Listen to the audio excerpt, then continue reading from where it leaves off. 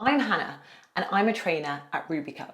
RUBYCUP is a social enterprise that creates menstrual cups. We're on a mission to enable all people to live with their periods fearlessly. We do this not just by creating products which help you care for your menstrual cycle, but we also operate on a buy one, give one model. That's right, when you buy a menstrual cup from us, you're also buying a menstrual cup for someone else. This is a menstrual cup and it's a bit different from your usual pads or tampons, other single-use items. It collects your blood. It doesn't absorb it. You can use it at those very early stages of your period when you're not really sure if you're going to start or not, so you're not caught out. Likewise, you can use it at the very end when there's not that much blood. You put it in the morning and you're good to go. In the evening, all you simply have to do is remove it, rinse and repeat. It folds down really, really small. It's soft and flexible because it's made from 100% medical grade silicone, that it's free from your toxins and your plastics and all those other nasties. It holds up to 3 times the capacity of your usual disposable options, and it's really, really much more affordable. Buy one of these and after 6 months, in contrast to disposable pads or tampons, you've paid it off already. And it's really eco-friendly too. There's no waste and it lasts for up to 10 years. Did I mention that also RUBYCUP operates on a buy one, give one model? Perhaps you have a menstrual cup at the deep depths of your cupboard. Or maybe at the moment you're having loads of conversations with friends and you're debating whether to buy a menstrual cup or not. That's what we're going to explore. I switched to a menstrual cup because of its eco-friendly benefits, which we'll also unpack later. But we'll also go through some myths. First and foremost, super, super healthy.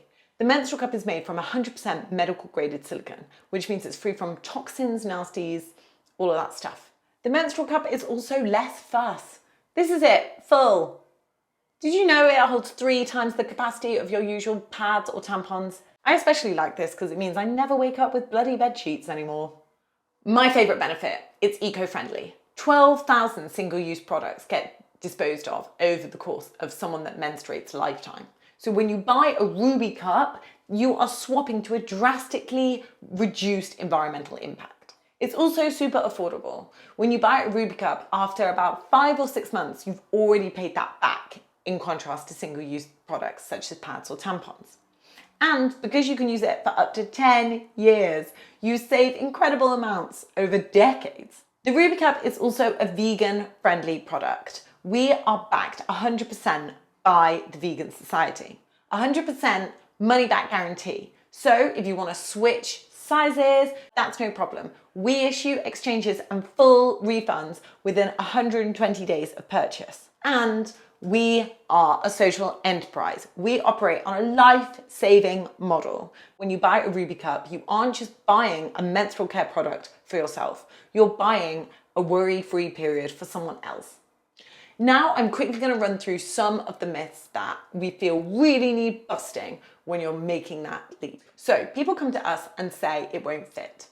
Let me kindly remind you, your vagina has the capability of fitting a baby's head into it. All you need to do is get it down to its tiny size, which it folds into, pop it in, and you're fine. A lot of people say also that it might get lost. So if you imagine my arm is your vagina, you have a cervix at the top, you have the opening, which is the vulva, you just pop it up. It really has got nowhere to go. The cervix kind of acts like a lid. And like I said, you fold it small, you insert, let it pop, and you're fine. Some people express that they're a virgin. You only lose your virginity when you have sex. The hymen is a membrane that sits at the opening of your vagina that only partially covers it. If it fully covered it, then you wouldn't be able to have a period. This means you're totally fine to use a menstrual cup. Finally, people come to us and say, I won't figure it out, which is why we've made these tutorials. And also let me comfort you. There are over 200,000 RUBYCUP users across the world, and people use menstrual cups beyond simply the Ruby. If we've managed to persuade you, then go wash your hands, dig out that cup, and go use it. RUBYCUP comes in 2 different sizes. You've got the small and the medium. I have a small RUBYCUP. And of the 6 colours available, I've actually gone for the clear, kind of transparent one, although I'm really liking this black number. The size depends on 2 different factors. The first being where your cervix lies, and the second being the heaviness of your flow. So, how did I find out where my cervix was? I did a squat, put my foot up on the toilet seat, and with my clean hands inserted my index finger.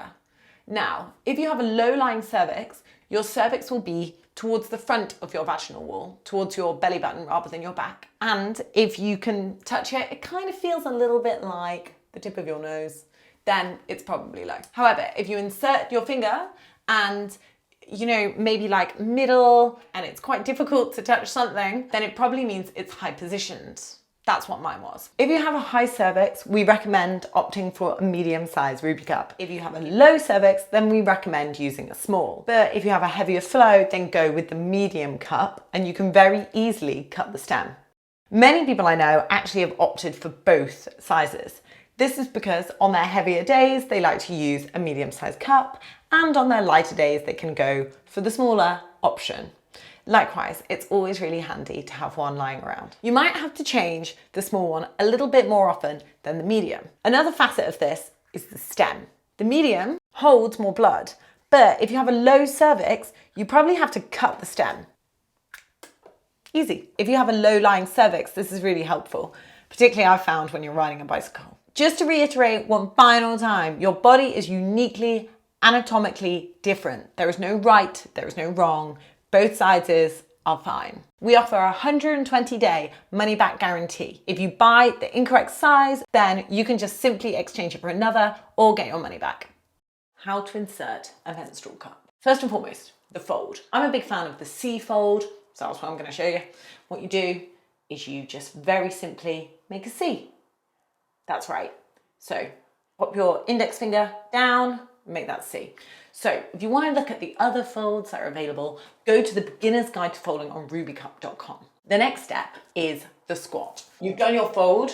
I want you to either squat or sit, open your legs, relax. Sometimes I hoist my foot up, and all you have to do, fold, insert, pop it in.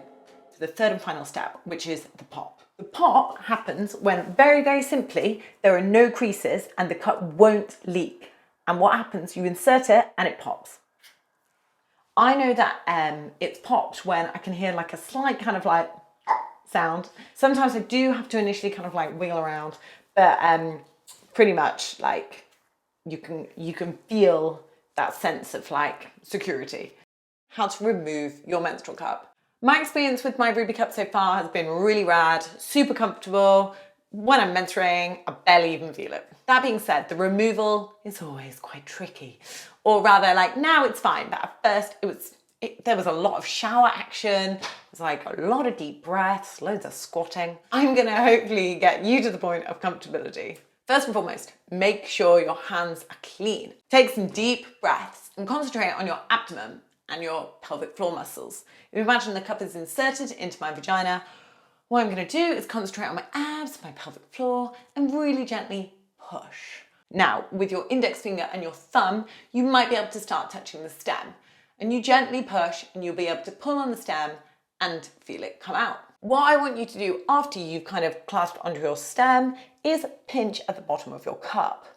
Now, don't panic. Some people have a high cervix and it's hard to reach the bottom of the cup.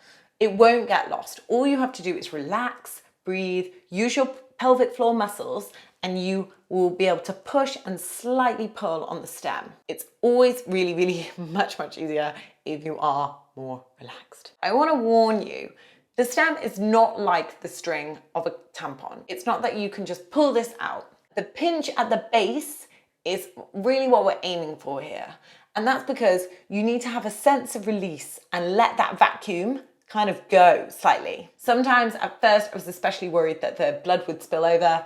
That doesn't tend to happen. You're honestly just pinching so slightly. If the suction seal is hard to break, I just want to give you a quick tip. Don't worry. Just use your finger in between your cup and your vagina to use as the release of this suction and remove it gently. So once the cup is finally at hand and you've removed it, then I want you to pour the blood down the toilet and then rinse it out really easily with cold water in the sink. I'm going to do that now. Then you're good to pop it back in. All you have to do when you're caring for your flow and doing the likes of pouring it out and rinsing is simply make sure your hands are clean and, you know, keep rinsing, repeating, pop it back in, make sure you're comfortable, and it will be fine.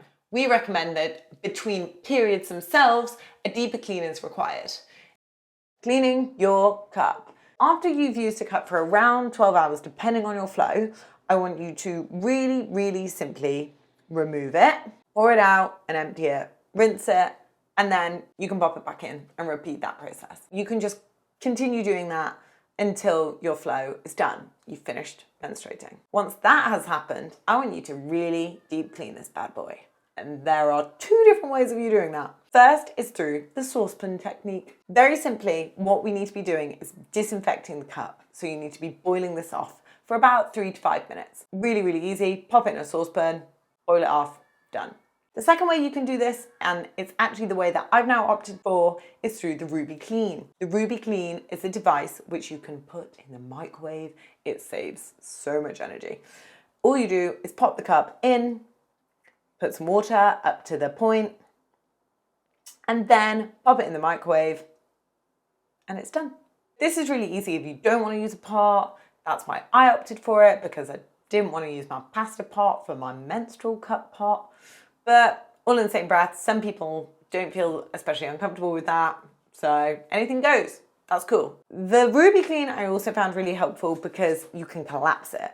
That means it's really, really handy to travel with. A big part of the cleaning, which kind of gets overlooked, is the drying process. So once you've disinfected it, I want you to dry it well. And then I want you to store it in not necessarily a tight concealed space. I want you to leave it to breathe in, ideally, one of the RUBYCUP bags.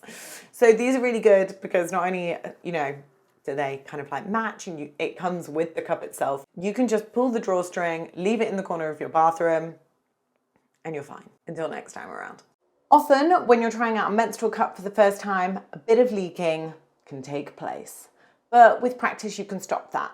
Now, the first reason people experience leaking is often that it hasn't been inserted properly. It's vital that during insertion that the cup pops open, fully open, and then that means that suction is formed. So you can check this out by when you do fold and insert, you actually afterwards run your finger around the edge and feel a crease. And if there is a crease, that means it's not inserted properly. You can pull slightly on the stem, pulling it down. And if the cup will probably move slightly, maybe millimeters, if it doesn't pull it all the way out, the vagina is acting as the vacuum that it is. Also, if you are interested in other different folds and stuff, maybe that's something that you're feeling less confident in and you're getting a bit disillusioned by, then go to rubycup.com. We've got loads of information on all the different folds available. Another reason is that it's not positioned correctly in regards to where your cervix is. At the top of your vaginal canal, you have your cervix, kind of acts like a lid, and next to the cervix is a little bit of space.